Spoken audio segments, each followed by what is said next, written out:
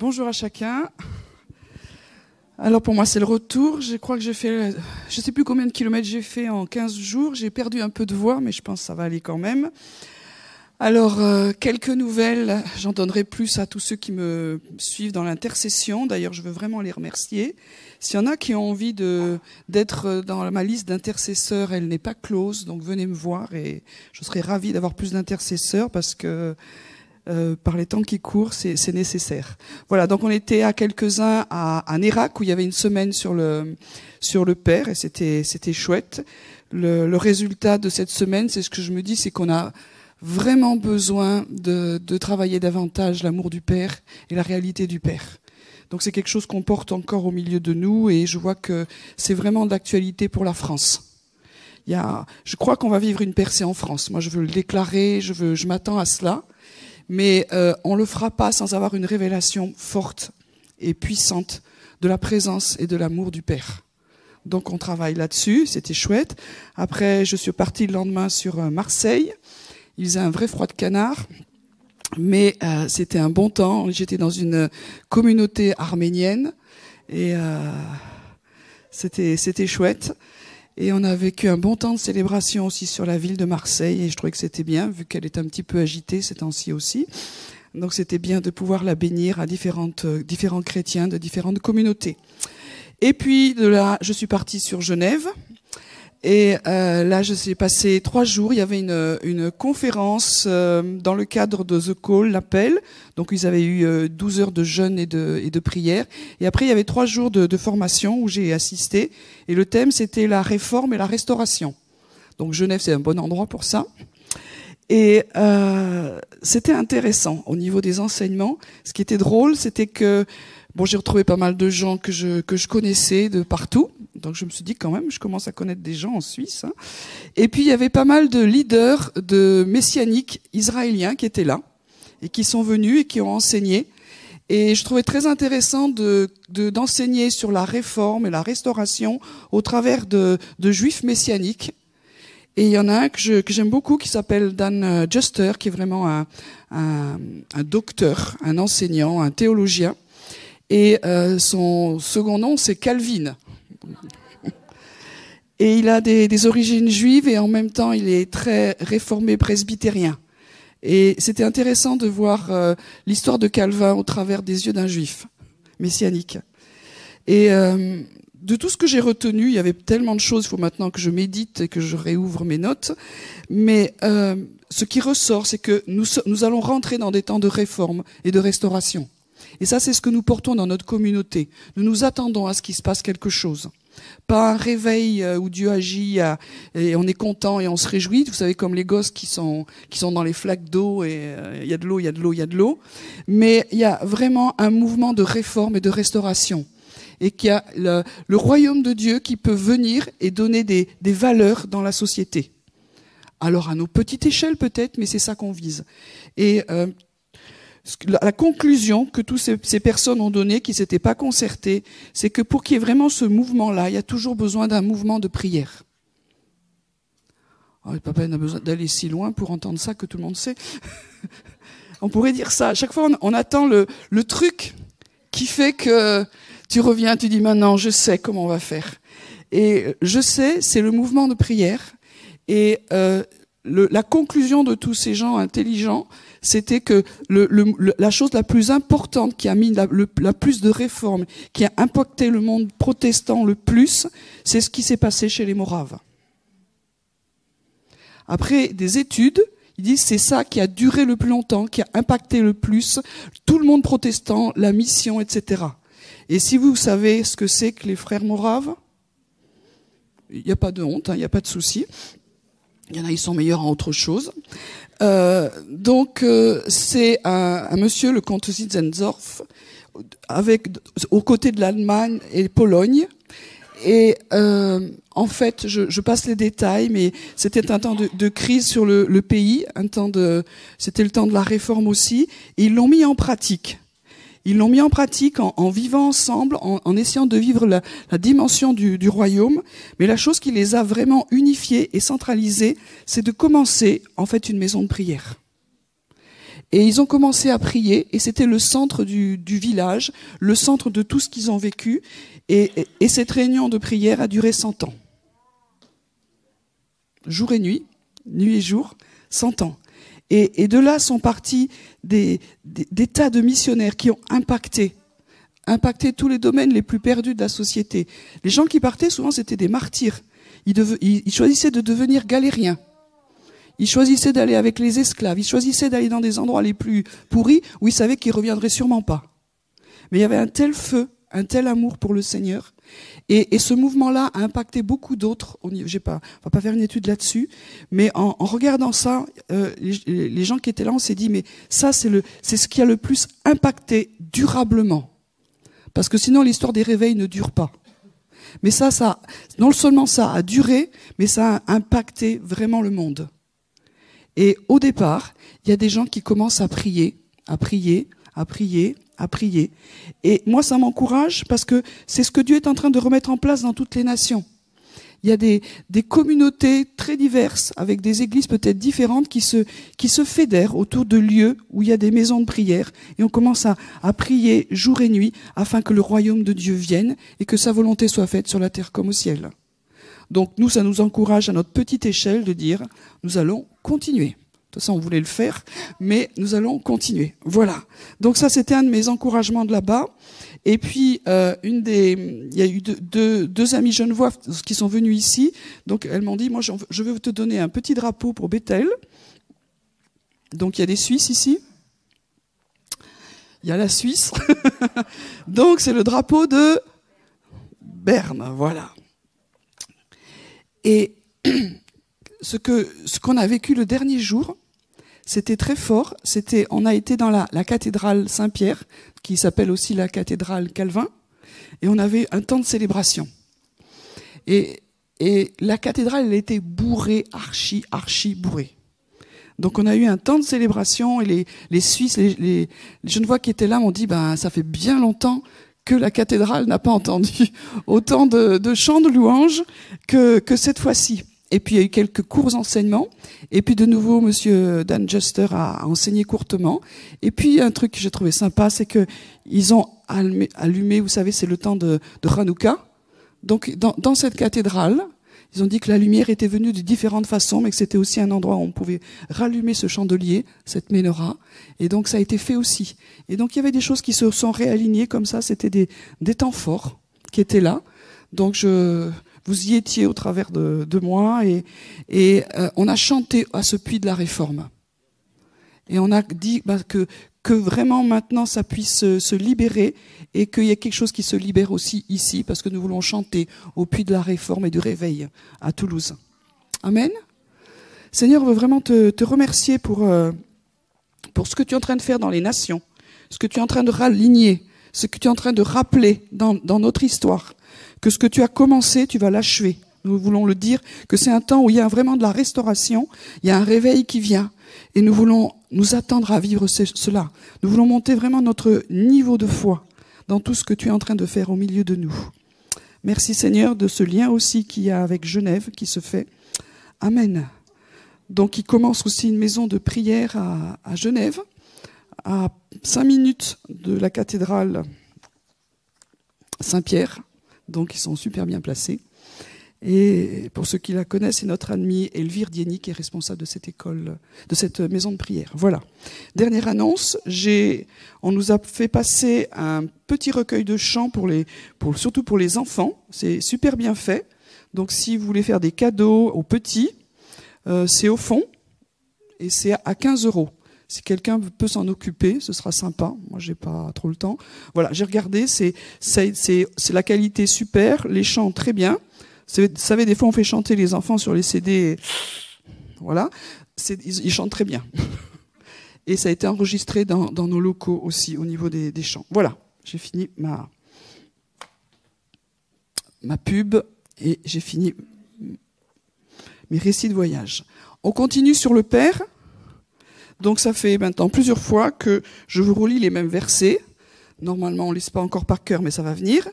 1 Jean 3, 1, 2. Voyez quel amour le Père nous a donné, puisque nous sommes appelés enfants de Dieu, et nous le...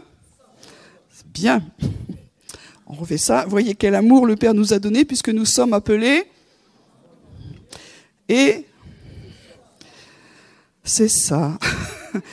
Voici, le monde ne nous connaît pas, c'est qu'il ne l'a pas connu. Bien-aimés, nous sommes maintenant enfants de Dieu, et ce que nous serons n'a pas encore été manifesté, mais nous savons que lorsqu'il sera manifesté, nous serons semblables à lui, parce que nous le verrons tel qu'il est.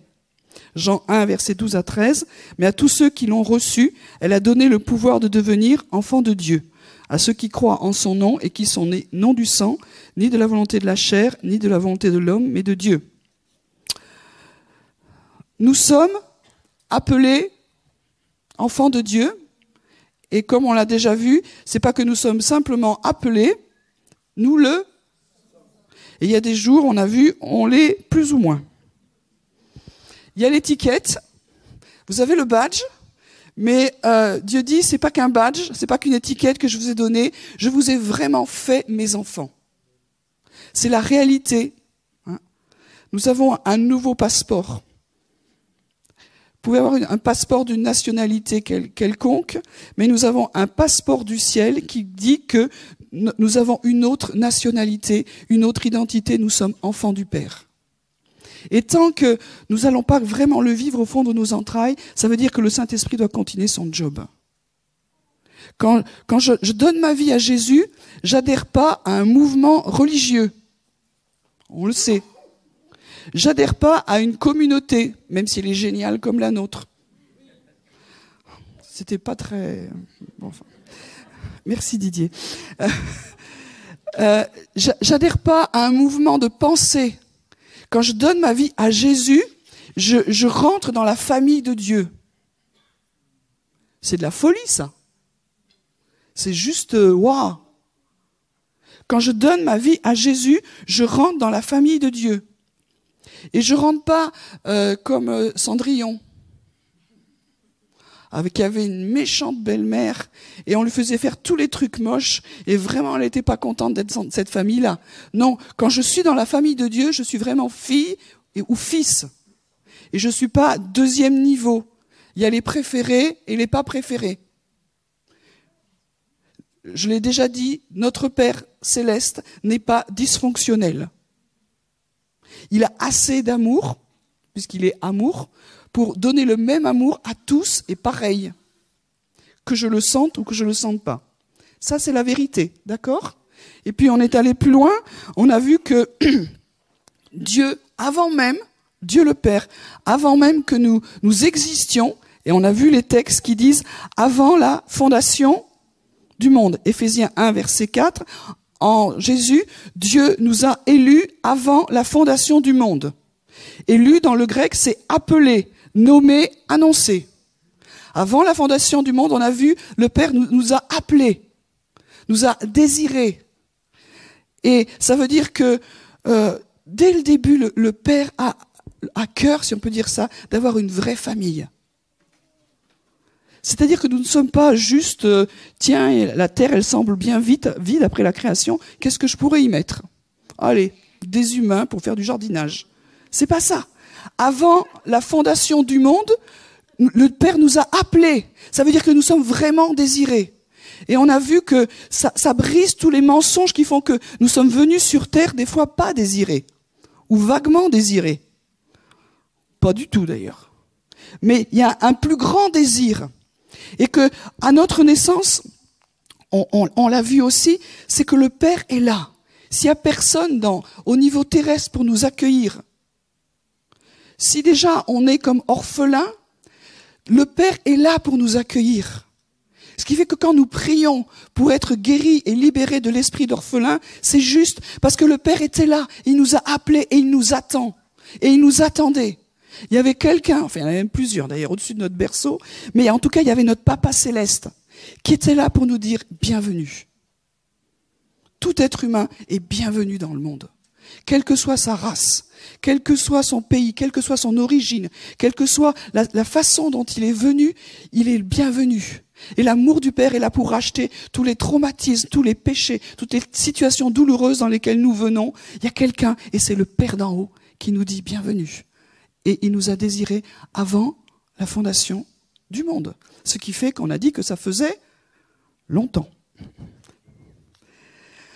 On a vu que l'amour du Père était tellement grand que même avant la fondation du monde, 1 Pierre 1,20, il nous a rachetés par le sang précieux de Christ comme un agneau sans défaut et sans tache. Il a été désigné d'avance, avant la fondation du monde, et manifesté à la fin des temps à cause de vous. Ça veut dire que le Père savait, en pensant à nous, en nous appelant, qu'il y aurait des soucis, qu'on ne serait pas capable de faire sa volonté, qu'on aurait des soucis avec l'autre père méchant, et qu'il y aurait besoin que lui-même vienne mettre de l'ordre, en envoyant une partie de lui, c'est son fils. Et donc, avant la fondation du monde, avant que nous existions, on a vu que la Trinité a dit, on est d'accord de payer le prix de notre amour. On est d'accord de payer le prix fort. On va les appeler à la vie, on va les créer, on va les désirer, mais on sait qu'on devra quelque part se donner jusqu'à la mort pour qu'ils puissent revenir à nous. Ça, c'est l'amour de Dieu. C'est pour ça que nous n'adhérons pas à une religion, ni à une philosophie, ni à une doctrine. Nous suivons un Père qui nous aime tellement qu'avant que nous existions, ils étaient d'accord en tant que Dieu de dire on va se donner pour qu'il puisse venir à la maison. Ça, c'est l'amour de Dieu. Déjà, quand tu aimes vraiment quelqu'un, il faut que tu le connaisses. Mais avant que nous soyons connus, il y a le Père qui a dit « Ok, on va donner notre vie ». Donc ça, c'est l'amour de Dieu. Et quand on est aimé d'un tel amour, l'Église et la vie chrétienne, ça devrait être waouh. Et c'est pas waouh. Il y a des jours où c'est waouh, il y a des jours où c'est... Mais comment ça se fait qu'avec un Père qui nous aime tellement, on se sente aussi nul par moment? Comment est-ce qu'on se débrouille pour être aimé tellement avant que nous existions? Le Père qui est là, qui nous aime. On a vu aussi dans Romains 5 que l'amour de Dieu est répandu dans nos cœurs par le Saint-Esprit. Des fois qu'on aurait une petite panne intérieure, tu replonges à l'intérieur de toi et tu sais que tu es aimé parce que le Saint-Esprit dit oui, tu es aimé. Oui, je t'aime. Oui, c'est vrai. Le Saint-Esprit écrit « Abba, papa », c'est l'esprit d'adoption. Quand tu as un doute, il y a une voix qui crie « Oui, tu es fils. Oui, tu es fille ». Comment ça se fait qu'on a des moments où c'est encéphaloplat par rapport à la présence de Dieu, par rapport à l'amour de Dieu, et qu'on se sent pas aimé? Et qu'on se dit « Est-ce que c'est vrai ?» Qu'est-ce qui s'est passé en route? Eh bien, c'est que, on l'a vu, je ne fais que des révisions ce matin, peut-être qu'on ira un peu plus loin. Jean 8, versets 43-45, c'est ce qu'on a déjà vu. C'est Jésus qui de son temps déjà a les mêmes problèmes. Il est en face des théologiens de l'époque et Jésus leur explique l'amour de Dieu, leur explique que lui révèle le Père, qu'il est venu annoncer l'amour du Père. Et les gars en face, pourtant, ils ont tous les diplômes qu'il faut, ils comprennent rien. Et Jésus commence à monter les tours, comme on dit. « Pourquoi ne comprenez-vous pas mon langage ? Parce que vous ne pouvez écouter ma parole. Vous avez pour père le diable. Et vous voulez accomplir les désirs de votre père. Il a été meurtrier dès le commencement. Il ne s'est pas tenu dans la vérité, parce que la vérité n'est pas en lui. Lorsqu'il profère le mensonge, ses paroles viennent de lui-même, car il est menteur et le père du mensonge. Et moi, parce que je vous dis la vérité, vous ne me croyez pas. » Et là, on a vu que c'est comme si on avait un deuxième père. Et en ne choisissant pas Dieu, automatiquement, on choisit l'autre. Ah ben non, mais moi, j'ai rien choisi du tout. Oui, mais il y en a qui l'ont fait pour toi avant. Et ils t'ont embarqué dans les valises. Et toi, c'est ce qu'on appelle l'héritage. On a des bons héritages et des fois, on a des mauvais héritages.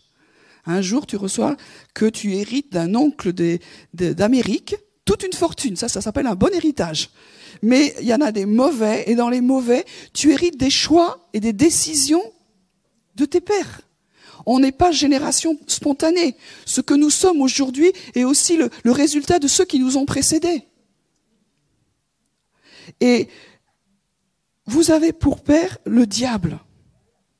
Ah ben ça, c'était raide. Hein, ben non, moi, mon papa, même s'il n'est pas parfait, c'est quand même pas le diable. C'est Jésus, tu crois pas que tu exagères?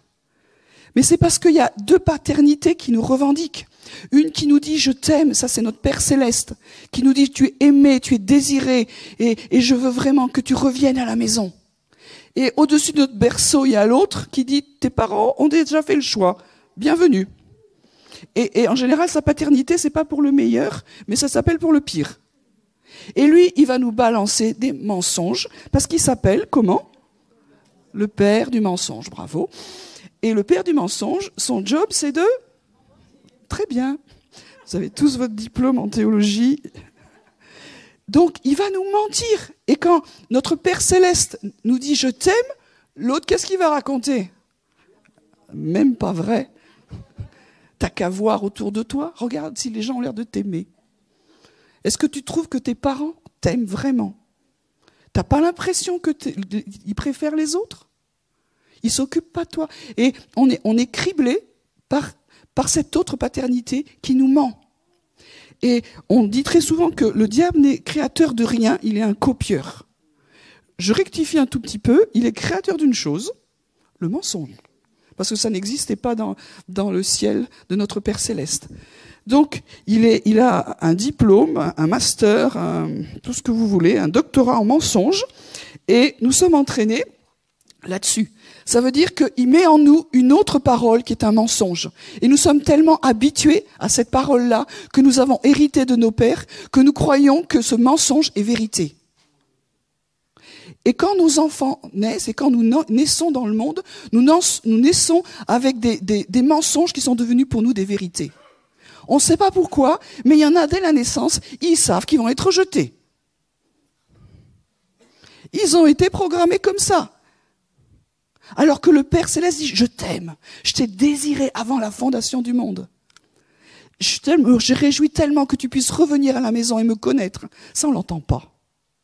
Par contre, l'autre, il a bien fait le job, dit « de toute façon, personne t'aime, t'as qu'à avoir tes parents, etc. » Et ça c'est vrai. Et où que vous soyez, dans tous les endroits où vous irez, et même quand vous donnez votre vie à Jésus, le mensonge est toujours là et tient un lieu de vérité. Et comme je l'ai déjà dit, c'est comme des colonnes à l'intérieur de nous qu'il va falloir casser. Parce que ces colonnes sont pas l'appui de la vérité, sont l'appui du mensonge. Et on croit des choses fausses. Et nous avons besoin d'être libérés de tout ce mensonge qui est à l'intérieur de nous. Et ça prend du temps. Ça prend du temps de se dire, qu'est-ce que je vais croire à l'intérieur de moi ? Et c'est ça. Et ça, c'est la vie du royaume à l'intérieur. Qui c'est qui parle le plus fort ? Est-ce que je suis capable d'entendre la vérité ? Ou est-ce que je n'entends que du mensonge que j'ai pris pour de la vérité ? Alors, comment être vainqueur dans ce combat intérieur ? C'est pas simplement, on a un combat contre la chair et l'esprit. On sait que la chair est faible, mais il y a un autre combat entre cette vérité et ce mensonge. Et il est même au-dessus. Et quand on gagne dans ce combat entre la vérité et le mensonge, on gagne dans ce combat entre la chair et l'esprit. Il y a des gens, ils vous disent tout le temps, il faut mourir. Moi, j'étais enseigné comme ça. Il faut crucifier sa chair, il faut faire mourir son âme. Et quand t'es mort, t'es mort. Et la vie chrétienne, c'est juste vachement pas intéressant parce qu'on t'appelle tout le temps à mourir. Eh ben, dans d'autres religions, c'est pareil. C'est pas ça. Nous, on nous appelle à connaître Dieu, à vivre. Et plus tu le rencontres, plus les choses qui sont pas de lui, ben ça meurt naturellement. Moi, je dis, il faut vivre. Il faut vivre. Et la vie éternelle, c'est de le connaître. Et quand tu connais Jésus, il y a tous les trucs moches, ça perd de la force. Alors, comment être vainqueur dans ce combat ? Premièrement, il faut reconnaître le mensonge qu'il y a en nous. Et ça, c'est un grand travail. Reconnaître le mensonge qu'il y a en nous quand vous êtes né avec un mensonge qui est vérité. Vous avez cru que vous étiez comme ça. On a l'impression, il y en a, ils naissent, ils sont faits pour une vie difficile. Ils ont un caractère terrible. Ils sont colériques. Ils sont insupportables. Ils sont dépressifs à donf. On est comme ça. Mais non. Quand le Père a pensé à toi, je te garantis, t'as pas pensé comme ça. Oh, faut se réveiller. Moi, j'ai cru que j'étais pas faite pour le bonheur. J'ai cru que quand je cherchais j'étais un peu intello, philosophique, et de temps en temps, j'avais 3,5 secondes de bonheur, et je me disais, c'est ça. Et puis après, ça repartait dans du flanc. J'ai dit, je suis pas fait pour ça. Mais c'était un gros mensonge. Et on a fait de la délivrance, il y a eu de la guérison, mais je suis faite pour la vie. Qu'est-ce que tu as cru de toi? Mais c'est mon caractère. Mais quand le Père t'a pensé, il t'a pas pensé avec un caractère pourri. Oh! Faut se réveiller. T'es la grenouille moyenne qui s'endort dans l'eau qui chauffe. On n'est pas comme ça. Donc il faut reconnaître le mensonge. Comment est-ce qu'on reconnaît le mensonge en nous? Par l'onction. Oh, ça c'est un gros mot, on va voir. D'abord, la vérité, le mensonge. Je ne veux pas faire un cours de philo, mais la vérité, c'est pas un concept. C'est une personne. Waouh! Quand on réfléchissait, je me souviens les dissertations de philosophie sur qu'est-ce que la vérité. Ça c'est nul, c'est qui est la vérité.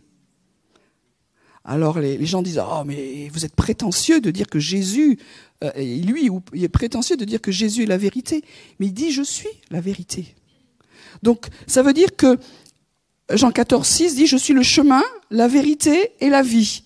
Personne ne vient vers le Père que par moi. » Donc la première chose, c'est que tu veux connaître la vérité et que la vérité te libère, c'est ce que dit la parole. La vérité vous rendra libre. Et quand nous, on pense vérité, on se dit, plus je vais étudier la parole, plus je vais être libéré. Erreur fatale. Ça se saurait parce qu'il y a plein de gens qui étudient la parole et ils sont de moins en moins libres. Ils s'habillent de façon étrange. Ils disent des trucs bizarres. Ils font plus plein de choses. Ils sont en train de mourir.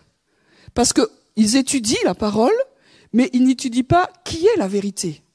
Et quand tu étudies la parole, si tu vois pas la vérité, Jésus à l'intérieur, t'es mort. Tu deviens religieux. Tu deviens religieux. Et pour que la vérité nous libère, la vérité vous affranchira, c'est la rencontre et la connaissance de Jésus. Donc notre accès à la vérité est lié à l'évolution de notre relation avec Jésus. C'est tout simple.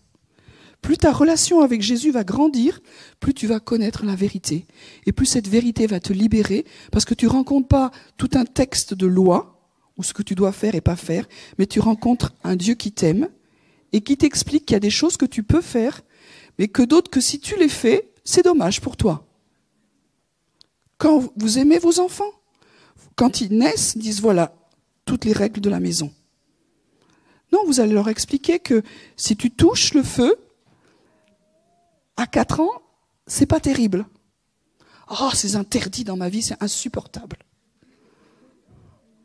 Et donc, tu veux toucher le feu. C'est vrai. On a tous essayé. Et qu'est-ce qu'on a vu? Ça brûle. Maintenant, je ne sais plus si ça se fait, mais il était interdit de fumer à mon âge. Et mon beau-père avait des gitanes sans filtre. Donc j'ai essayé cette chose-là, et j'ai trouvé ça à mourir. Et je pense que j'avais la nausée pour toute la soirée. Mais il fallait que j'essaye. Les interdits, moi, j'en voulais pas.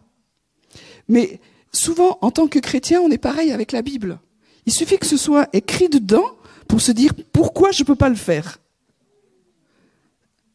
Mais plus tu connais la personne qui te dit, et pourquoi elle te le dit, plus tu dis « Ouais, je comprends pas tout, mais je sais qu'il m'aime. » Et c'est ça qui nous libère. C'est ça qui nous libère. Est-ce que nous voulons des lois ou est-ce que nous voulons connaître la vérité? Et la vérité, c'est cette relation, cette intimité avec Jésus qui nous rend libres. Sinon, nous réduisons la vérité à un livre, on se base sur des interprétations théologiques, etc. 1 Corinthiens 13, 11. Quand j'étais enfant, je parlais comme un enfant. Je pensais comme un enfant, je raisonnais comme un enfant. C'est vrai? Lorsque je suis devenu homme, j'ai aboli ce qui était de l'enfant. Ça, c'est pas toujours vrai. Quand je suis devenue adulte, j'ai continué à penser comme un enfant, à raisonner comme un enfant, à réfléchir comme un enfant, et je suis enfant toute ma vie. Et dans des domaines, on est immature. Et il faut reconnaître. Et là encore, c'est dans la relation avec la vérité que nous reconnaissons que nous sommes immatures. On a des fois des réactions qui ne sont pas justes. Un exemple qui n'arrive jamais. Quelqu'un ne vous dit pas bonjour. Si vous êtes adulte, qu'est-ce qu'on fait? On fait la part des choses. Si vous raisonnez comme un enfant, de toute façon, cette personne, elle ne m'aime pas, et je le savais bien. Et puis de toute façon, il n'y a pas d'amour ici. Et puis de toute façon, personne ne m'aime. J'ai toujours été comme ça. Oh, là, tu es en train de penser, de raisonner comme un enfant.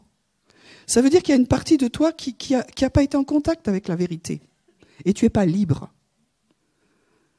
Je ne suis pas libre du regard des autres. Je ne suis pas libre du bonjour des autres. Je ne suis pas libre de la bonne humeur des autres. Je ne suis pas libre des choses qui se passent autour de moi. Je suis esclave. Et plus je rentre dans la communion avec Dieu, je ne dis pas que ces choses ne nous affectent pas. On n'est pas en train de flotter hors de notre humanité. Mais elles nous affectent dans des dimensions que nous pouvons gérer. Je suis adulte, je fais la part des choses, je n'ai pas aimé, je viens vers toi et je suis bien. S'il y a quelque chose qui m'a blessé, tu guéris et je repars. Et je ne m'enfonce pas dans un tréfonds de dépression, de rejet ou de colère. Et ça, c'est un petit exemple, mais on en a des tas comme ça. Quand notre connaissance et notre relation évoluent, nous mûrissons. Et tout ce qui réagit dans notre vie de façon infantile, ça veut dire qu'on n'a pas encore eu accès à la vérité. Il n'y a pas de condamnation. Il y a juste besoin de le rencontrer. Nous sommes un peu fractionnés à l'intérieur. Il y a plein de demeures dans la maison du Père, il est écrit. Et la maison du Père, c'est nous, et il y a plusieurs demeures. Et dans ces maisons, il y en a où Jésus est, et nous l'avons rencontré. Et puis d'autres, il y a le père du mensonge qui s'est quand même bien installé. Et quand tu rentres dans la chambre, là, il te raconte toutes ces histoires. Et quand tu es avec le père du mensonge, tu raisonnes dans le mensonge. Tu raisonnes pas avec la vérité. Et tu es comme un enfant ou comme un esclave. Et ça a besoin de grandir. 1 Jean 2, 21. Aucun mensonge ne vient de la vérité. Qui est menteur, sinon celui qui nie que Jésus est le Messie? Son onction vous enseigne toutes choses, qu'elle est véritable et qu'elle n'est pas un mensonge. Demeurez en lui comme elle vous l'a enseigné. Donc aucun mensonge ne vient de la vérité. Au moins, ça c'est dit. Et puis, il y a en nous quelque chose, ou quelqu'un, l'onction qui nous enseigne. Alors, ce passage a été absolument tordu dans tous les sens, puisqu'il y en a qui disent « je n'ai plus besoin de personne » parce que je suis autosuffisant, Dieu m'enseigne. Donc ces gens-là ne sont plus de ce monde déjà. Je ne sais pas pourquoi Dieu les a pas encore repris. Ils n'ont plus besoin de rien, ils savent tout. Ils sont capables d'enseigner les autres, mais plus d'être enseignables parce qu'ils ont l'onction à l'intérieur. Bon, c'est pas ça que ça veut dire, hein. On se calme. L'onction, qu'est-ce que c'est? Je dirais, c'est la manifestation de l'esprit en nous, ou sur nous d'ailleurs, c'est-à-dire sa présence. C'est la manifestation de la présence de Dieu en nous. C'est son action en nous. Et c'est ses paroles en nous. On a une onction qui nous enseigne toutes choses à l'intérieur. C'est pas génial? C'est où? Mais tu as été livré avec. Quand le Père a dit « tu es mon fils, tu es ma fille », il a mis en nous sa présence et son esprit. Et c'est ça l'onction, qui va nous enseigner toutes choses. On a juste besoin d'apprendre à entendre cette onction en nous. Qu'est-ce que t'écoutes? Radio mensonge ou radio onction? J'ai tellement été habitué à entendre radio mensonge que c'est devenu radio vérité. Et je ne sais même pas où c'est l'onction. Alors cette onction, elle nous enseigne toutes choses, elle nous rend capables de reconnaître ce qui est de la vérité ou non. Pour moi, ça a été un vrai changement quand, en moi, j'ai commencé à entendre la voix de Dieu. Et c'est ça que nous cherchons à vivre dans notre communauté. on a besoin d'entendre que Dieu a une relation, une intimité en vrai avec nous. Est-ce que c'est le diable qui parle? Est-ce que c'est mes pensées? Et si c'était vraiment Dieu? Et si c'était ça, la vie chrétienne? Mais vous vous rendez compte, on est rentré dans un truc de terrible. On est rentré dans une vie qui fait que nous sommes en relation directe avec le grand Dieu de l'univers. C'est là où il faut de la foi. Soit tu le crois et tu te dis, mais être chrétien, c'est complètement génial. Soit tu dis, ils sont tous malades. Comment partir discrètement de cet endroit? Mais la vie chrétienne, si Dieu est notre Père, il a une vraie relation avec nous. Et cette relation, elle se manifeste par la parole. Et il a dit, je vous laisse le Saint-Esprit. Jésus nous l'a expliqué. Il vous enseignera toutes choses. Il sera en vous tous les jours. Et donc, cette parole nous enseigne et nous rend capables de reconnaître. Et l'onction, la parole, sépare ce qui est de la vérité et du mensonge. Si moi, je viens vers vous et je te dis, tu vois, ce que tu crois ou ce que tu dis, c'est faux. Automatiquement, vous allez dire, non mais franchement, sauf si vous êtes très sanctifié, mais ça vient de l'extérieur, c'est pas toujours terrible. Moi, je me mets à votre place, si quelqu'un vient de me dire, et on m'a dit ça, tu vois, là, dans ce que tu vis, ça va pas. Ah mais j'aime pas quand on vient de me dire ça. Vous aimez? Il y en a qui aiment? Comme je l'ai déjà dit, mon ancien, un jour, quand j'étais jeune converti, m'a dit, avec tout ce que tu as vécu dans ton enfance, tu as des problèmes avec le Père. Tu le connais pas. Oh, mais il m'a énervé, celui-là. Non, mais de quoi je me mêle? Mais tu t'es pas vu, toi, dans ta vie? Enfin, je l'ai pas dit comme ça, mais c'est tout ce qui montait à l'intérieur, quoi. Mais quand c'est l'onction, l'esprit à l'intérieur de nous qui nous dit, gentiment, parce qu'il n'y a pas de condamnation, tu crois pas que tu aurais besoin de plus me connaître? Ça fait un peu la différence. Quand j'ai eu des temps difficiles, toute ma vie de louange était au point 0. Ça vous arrive aussi? Et dans ces points 0, au lieu de dire « Seigneur, je t'aime » même dans le désert, « Seigneur, tu vois, ça va pas, tu vois, ça va pas, tu vois, j'ai mal, tu vois », enfin, le truc normal, quoi, de chrétien mature. Et le jour où je suis revenue à Dieu et que je me suis avancée vers lui, Dieu m'a dit tout simplement à l'intérieur, « Mais où était ton amour? Où était ton affection toutes les fois où tu as été dans ton désert ?» Je ne me suis pas sentie culpabilisée, ni condamnée, ni agressée, ni rejetée. C'était juste le Père qui exprimait un peu un désir. En fait, ça fait longtemps que je ne t'avais pas vu. Dans l'amour, dans la relation. Et cette parole en moi a créé de la repentance. La repentance, c'est un changement d'attitude. J'ai envie d'apprendre à avoir une vraie relation même dans mes temps difficiles. Que ce soit pas les circonstances extérieures qui gouvernent ma vie, mais ma relation avec toi. Mais si quelqu'un était venu me voir en me disant « Écoute Fabienne, tu vas pas bien, ça se voit. » Et franchement, ta relation avec Dieu, c'est plus ça. Il faudrait que tu te reprennes. Réveille-toi. Même si c'était vrai, je pense que je l'aurais mal vécu. Nous avons besoin que cette onction nous enseigne à l'intérieur. C'est vrai ? Et moi, j'ai eu besoin que cette onction me dise à l'intérieur, en fait, tu me connais pas. Tu connais pas le Père. Et c'était vrai. Et c'est sûrement toujours vrai. Donc, on a une onction qui nous parle à l'intérieur. Et cette onction, c'est la présence du Père, du Fils et de l'Esprit. C'est de son cœur. C'est la présence de son royaume. On n'a pas à l'intérieur une chaire de doctrine en cours théologique qui nous explique ça, tu peux pas faire parce qu'il est écrit. Ça, tu dois pas faire parce qu'il est écrit. Ça, par contre, il faut que tu fasses parce qu'il est écrit. C'est pas une chaire de théologie qu'on a à l'intérieur. C'est la présence de Dieu, son onction. Et le Père nous enseigne et nous apprend à vivre avec lui dans l'amour. Et s'il n'y a pas l'amour, s'il n'y a pas cette relation d'amour, alors on est dans les tu dois pas. Et c'est pas la vie chrétienne. Jean 14, 16, « Et moi je prierai le Père, et il vous donnera un autre consolateur qui soit éternellement. » Éternellement, ça veut dire longtemps. Avec vous. L'esprit de vérité. Donc, ce consolateur, c'est l'esprit de vérité. Et moi, tellement de fois, quand j'ai lu « L'esprit de vérité est en moi », ça craint.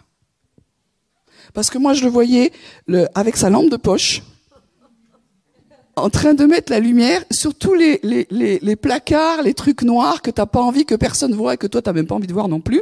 Et tu as l'esprit de vérité qui est en train de faire l'inspection à l'intérieur de toi. Et ça, c'est pas marrant, hein. C'est pas ça que ça veut dire. L'esprit de vérité à l'intérieur de nous, ça veut dire c'est ce consolateur qui est là pour nous aider à séparer ce qui est du mensonge et ce qui est de la vérité et nous ramener dans la relation avec Dieu. C'est pas un flic. T'as vu ce que tu as pensé? C'est pas bien. T'as vu tes motivations? C'est pas bien. C'est pas ça. C'est pas ça qu'on a à l'intérieur. L'esprit de vérité que le monde ne peut recevoir parce qu'il ne le voit pas et ne le connaît pas, mais vous le connaissez parce qu'il demeure près de vous, qu'il sera en vous. Verset 26, « Le consolateur, le Saint-Esprit que le Père enverra en mon nom, c'est lui qui vous enseignera toutes choses et vous rappellera tout ce que moi je vous ai dit. » Donc on a un enseignant intérieur, un consolateur. En grec, le mot consolateur, ça veut dire constructeur, exhortateur. Donc c'est toujours quelqu'un qui vient te construire et t'exhorter, pas te fliquer. Et ça, c'est le père du mensonge qui, lui, fait ce job avec tout ce qu'il a mis en nous comme mensonge et qui nous disent, et qui mettent la lumière en disant, t'as vu ce qui va pas dans ta vie? Le Saint-Esprit, il met la lumière sur la vérité et sur la relation et sur les choses qui sont en train d'avancer, qui disent continue. Continue. Il n'est pas là pour nous accuser. Il est là pour nous construire. Il est là pour nous exhorter. C'est difficile, tu as du mal à changer, mais on y va et on est là pour t'aider. Est-ce que nous nous rendons compte comment le père du mensonge a fait du dégât dans nos vies? Et puis il a amené les copains, l'esprit religieux, l'esprit légaliste. Venez, on va faire une boum chez vous. Et plus vous rentrez dans la vie d'église et que vous devenez religieux, plus c'est insupportable. Moi, j'ai vécu pendant des années dans l'esclavage de ces esprits religieux et légalistes. Il y avait une voix en moi qui me disait toutes plein de choses. Quand je voulais faire quelque chose, je dis non, t'as pas le droit. Et je pensais que ça, c'était la vraie sanctification sans laquelle nul ne verra le Seigneur. Donc j'avais envie de faire un truc et la voix me disait non. Donc à la fin, tu meurs. Et à la fin, tu pètes tes plombs. Et tu dis la vie chrétienne, ras-le-bol. Mais juste, t'étais pas dans la vérité. Je dis pas que c'est facile, la vie chrétienne. Je dis pas que tout est permis, je suis pas en train de dire ça. Mais il y a en nous la présence qui est là, qui nous exhorte, qui nous construit. Et il faut se brancher sur la bonne fréquence. Romains 5,5, l'espérance ne trompe pas, parce que l'amour de Dieu est répandu dans nos cœurs par le Saint-Esprit qui nous a été donné. Et je voudrais vous le connaissez par cœur, ce verset? Au moins le début. L'espérance ne trompe pas parce que l'amour de Dieu est répandu dans nos cœurs par le Saint-Esprit qui nous a été donné. En nous, il y a l'amour de Dieu qui est répandu. Vous comprenez la même chose quand vous lisez ça? En moi, il y a l'amour de Dieu qui est répandu par le Saint-Esprit. C'est vrai? Est-ce que je le sens? Ah, mais il ne faut pas sentir. Mais l'amour, ça se sent. Sinon, c'est pas de l'amour. On est d'accord? Et le mensonge nous fait croire que tu n'as pas besoin de sentir. Parce que tu arrives à un niveau supérieur. Moi, j'ai rencontré des gens qui disaient, moi, je n'ai pas besoin de sentir les choses, je ne suis pas comme toi. Ok, mais moi, j'en ai besoin. J'ai besoin de savoir et de sentir à l'intérieur de moi que Dieu m'aime. Et Jésus, il a eu besoin d'être rassuré. Le jour de son baptême, celui-ci, c'est mon fils bien-aimé, en qui j'ai mis toute mon affection. Jésus en a eu besoin, vous croyez? Peut-être. Le jour de la transfiguration, celui-ci, c'est mon fils bien-aimé. Écoutez-le. Il a eu un cadeau incroyable. Il a vécu les avant-goûts de la résurrection ce jour-là. Il en avait besoin. Dans Jean 5, il est écrit que le Père aime le Fils. Et le terme en grec « aime » à cet endroit-là, c'est pas agapé, c'est philéo. Philéo, c'est l'amour au niveau humain, que l'on peut toucher, que l'on peut sentir dans les relations. À un moment donné, Jean dit que le Père aimait le Fils dans l'humanité, dans son humanité. C'est-à-dire qu'il avait dû voir, Jean, que Jésus avait une vraie relation et qu'il vivait quelque chose en vrai, pas spirituel tout le temps. Arrêtons d'être trop spirituels. Dieu nous aime dans nos corps, nos âmes et nos esprits. S'il veut nous guérir, c'est qu'il aime nos corps. Sinon, pourquoi prier pour la guérison? Il aime nos âmes. C'est pour ça qu'il veut les guérir. Il y en a qui ne croient pas, donc il faut qu'elles meurent. Il aime nos esprits. Il est bien là.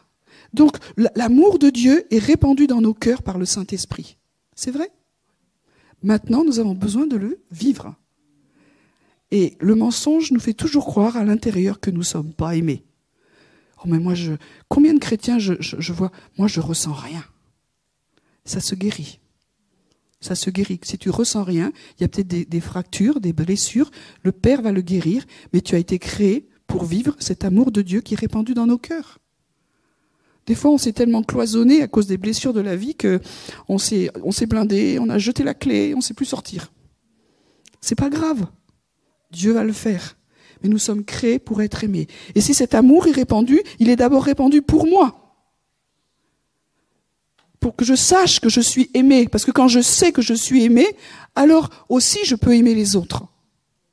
C'est vachement difficile d'aimer les autres quand toi tu ne te sens pas aimé. Hein. Dans la louange, quand tu es sec comme une trique, on dit « Allez, on va louer le Seigneur ». Je reviens à cette source de la présence de Dieu. Et j'ai ce qu'il faut pour aimer Dieu.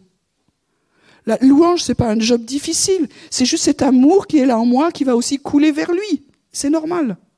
Donc, on a cette source à l'intérieur, et il faut qu'elle devienne un fleuve débordant pour moi, pour les autres, et aussi évidemment pour Dieu. Et l'endroit où ça se déverse, en particulier, dans ce que nous vivons, c'est l'adoration. Donc, premier point, c'est ce que j'ai vu, comment être vainqueur dans ce combat, reconnaître le mensonge par l'onction. Cette onction nous enseigne toutes choses, elle nous rend capable de reconnaître ce qui est de la vérité ou non. Une chose qui est similaire, elle démasque les colonnes de mensonges et d'iniquité qui sont en nous. C'est-à-dire, la vérité qui est en moi, la lumière, va mettre la lumière sur des fausses constructions qui sont à l'intérieur de moi. Elle nous aide à voir les mensonges, les fausses doctrines, comme elle peut nous aider à l'extérieur à voir les faux ouvriers. Hein ? Qu'est-ce qui est faux à l'intérieur ? Eh bien, c'est intéressant de laisser le Saint-Esprit le montrer. Qu'est-ce que je crois ? Une des choses les plus difficiles que le diable a faites en nous, c'est nous faire douter de la réalité de l'amour de Dieu. Ça, c'est le mensonge le pire que nous avons tous. Oui, Dieu m'aime quand je suis comme ça, quand je fais ça. Non, Dieu t'aime. Pas quand tu fais. C'est Dieu t'aime. Ouais, mais là, tu peux pas comprendre. Moi, j'ai fait des trucs. Non, Dieu t'aime. Et il y a une colonne de mensonges à l'intérieur de nous qui dit l'inverse. Comment ? Parce que dans notre histoire familiale, elle a été renforcée par l'histoire de nos pères, mais parce que nous avons vécu. Des exemples tout simples, c'est, vous avez remarqué qu'on avait l'impression que nos parents nous aimaient plus quand on faisait des choses bien. Oui, des fois. Hein ? Et quand on faisait des choses mal, on a l'impression qu'ils ne nous aimaient pas. Mensonge. Et on se le reporte gentiment sur Dieu. On a l'impression que quand nous faisons des choses bien pour le Seigneur, alors là, il nous aime. Mais que quand nous faisons rien, ou que nous faisons des choses mal, là, il nous aime plus. C'est un mensonge.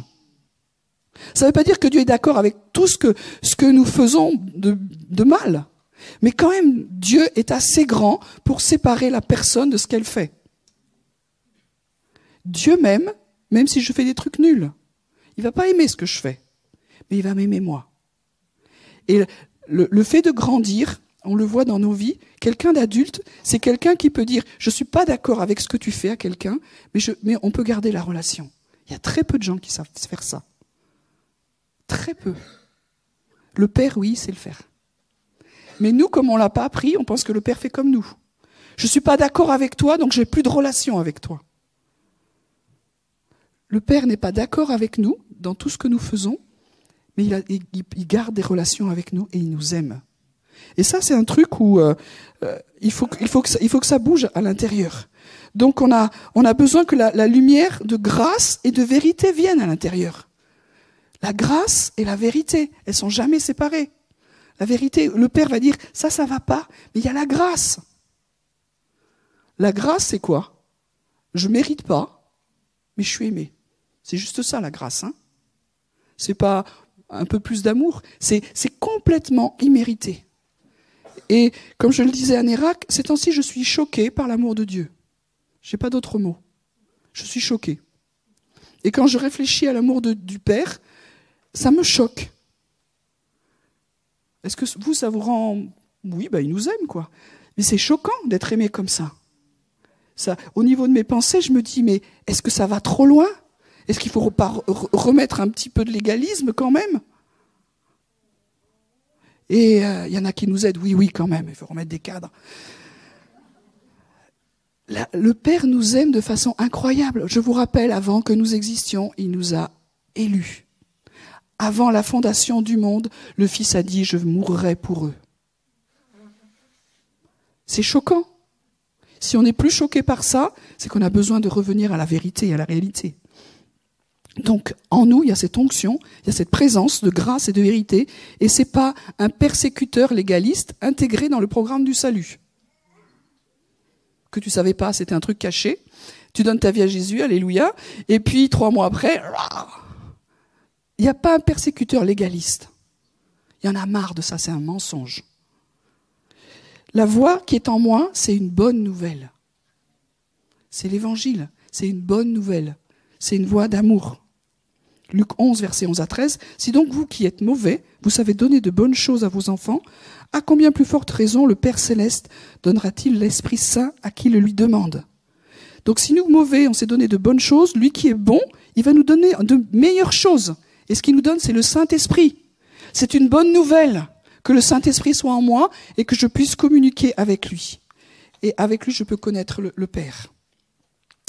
Et le dernier point que je veux voir avec lui, il va nous enseigner une chose principale à l'intérieur. Pas toute la liste de ce que tu dois pas faire, ou tout ce que tu dois faire, mais il va nous enseigner à demeurer en lui. C'est un vaste programme. On est créé pour la relation, on a été coupé de la relation, on revient à la relation, à notre conversion, et on a besoin d'apprendre la relation. On a toute une vie pour ça.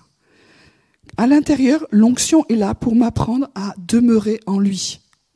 J'ai pas un GPS à l'intérieur. Là, je viens de faire beaucoup de kilomètres.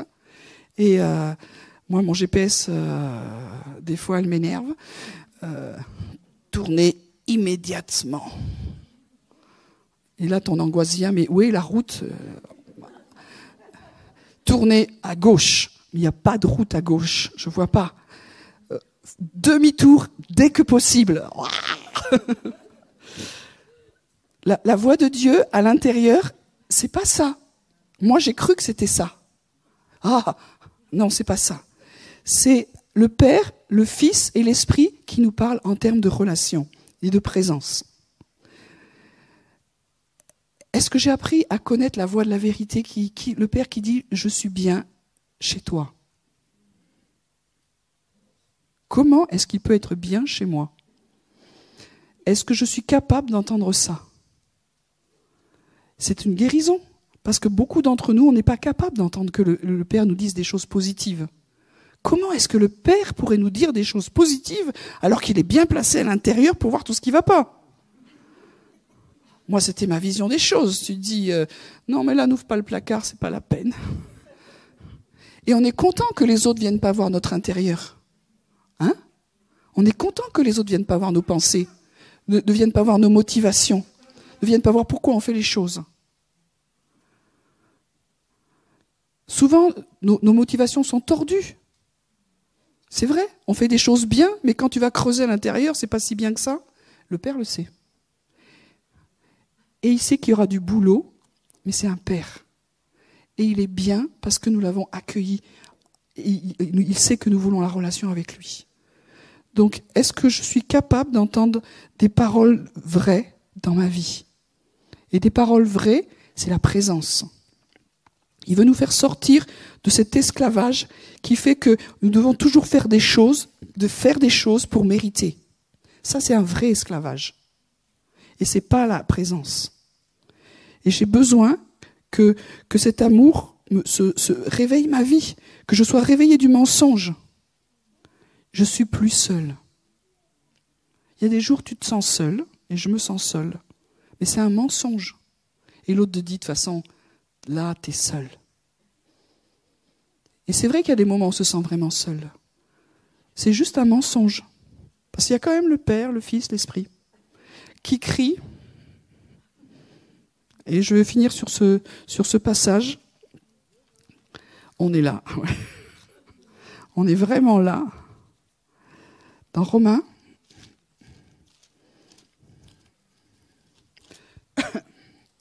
Romains 8.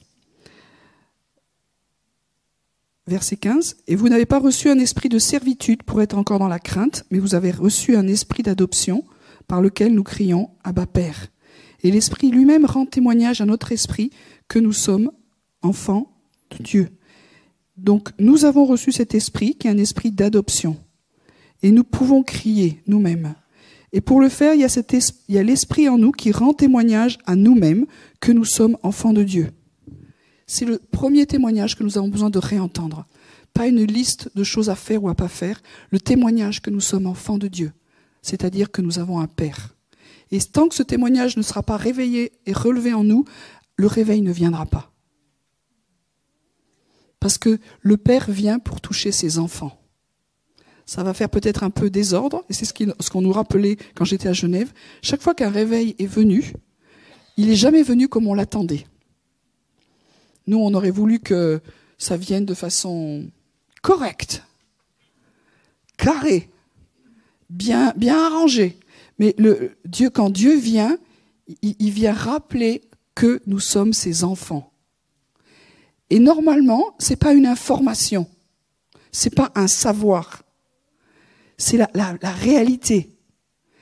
Quand moi je lis que je suis enfant de Dieu, ok, c'est un savoir, c'est une information biblique. Elle est vraie. Je dis, c'est chouette.